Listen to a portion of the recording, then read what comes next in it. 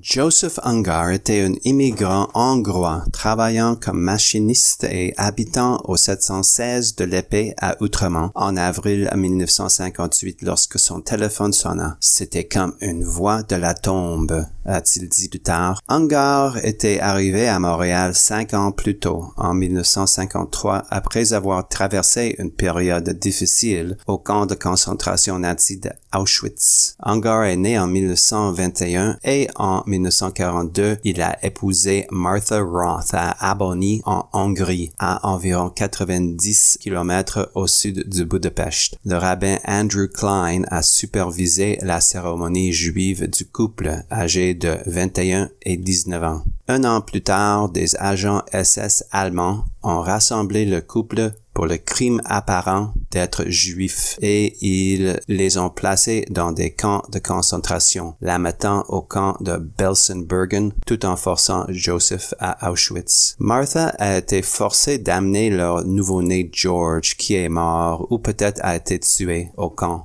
tandis que la mère de Martha a subi le même sort. Joseph et Martha ont survécu à leur calvaire et ont été libérés par les Alliés lorsqu'ils ont gagné la guerre en 1945. On a dit à Ungar que Martha était morte dans la chambre à gaz d'Auschwitz. Il a néanmoins fait de son mieux pour la chercher et a finalement abandonné, s'installant à Paris. Martha a également été informée que Joseph était mort et elle a donc demandé au gouvernement hongrois de déclarer Joseph mort, puis s'est remariée en 1948 avec Ferenc Frankl, un plombier. Ungar est venu à Montréal en 1953 et peu après a épousé Thelma Rosenberg, qui lui a donné un enfant en 1955. Martha, pour sa part, a déménagé à New York avec Ferenc. Cependant, elle n'arrêtait pas d'entendre des rumeurs selon lesquelles Joseph était réellement vivant.